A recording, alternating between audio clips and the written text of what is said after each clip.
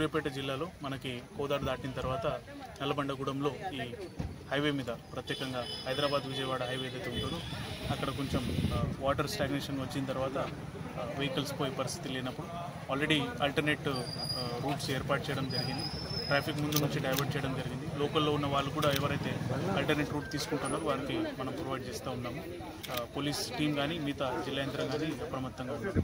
ఇప్పుడు ప్రస్తుతం ఇక్కడ వాటర్ రిసీడ్ కావడానికి కూడా మనం మానిటర్ చేస్తాం. రిసీడ్ అయిన వెంటనే ఇది హైవే మళ్ళీ రిస్టోర్ చేసి ఓపెన్ చేయడం జరుగుతుంది.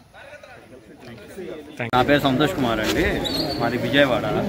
నేను హైదరాబాద్ నుంచి విజయవాడకు వస్తున్నాను.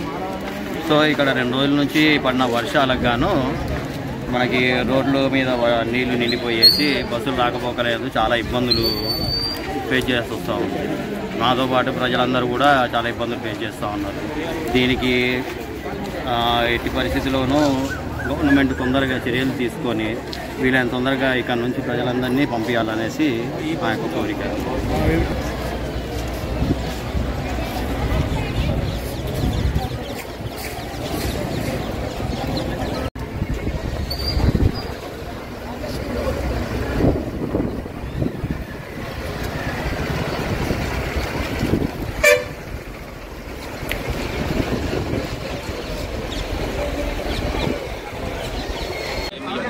మనుషులకి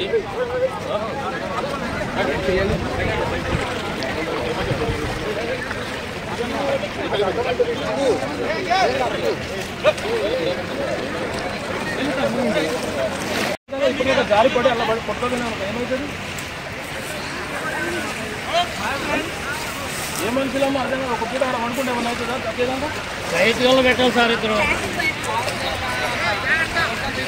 వచ్చినాక ఏమన్నా వస్తుంది అంటున్నా మనిషి ప్రాణం పోయినాక. రాహుల్ గారు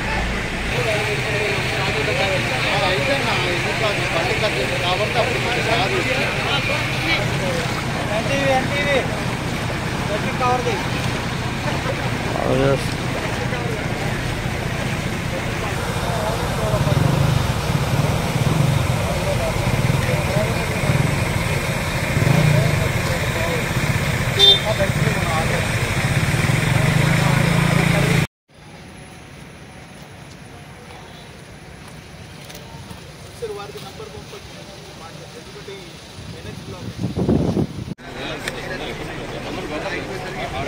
ఎందుకంటే దగ్గర నుంచి యూటర్న్ స్టార్ట్ చేయాలి.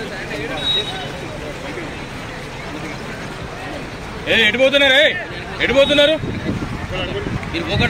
కళ్ళు కనబడతలేవా మీకు ఎదురుగా? ఏం పరిస్థితి అన్నది నవ్వుతావేమరా? కొట్టుకోపోయినాక ఏడుస్తావు.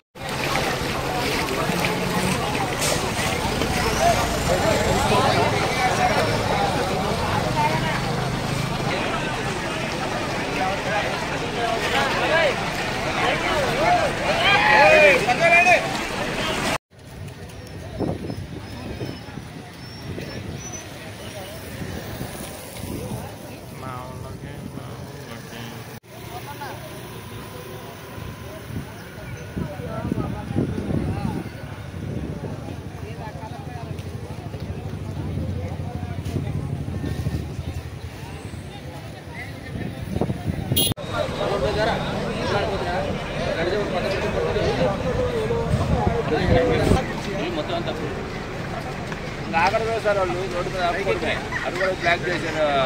వాళ్ళే రూట్లో అయిపోయింది.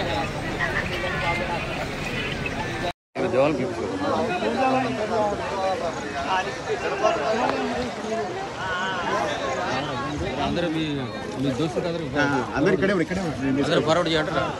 అందరూ ఫార్వర్డ్ చేస్తే వాళ్ళు అందరికీ చేస్తారు.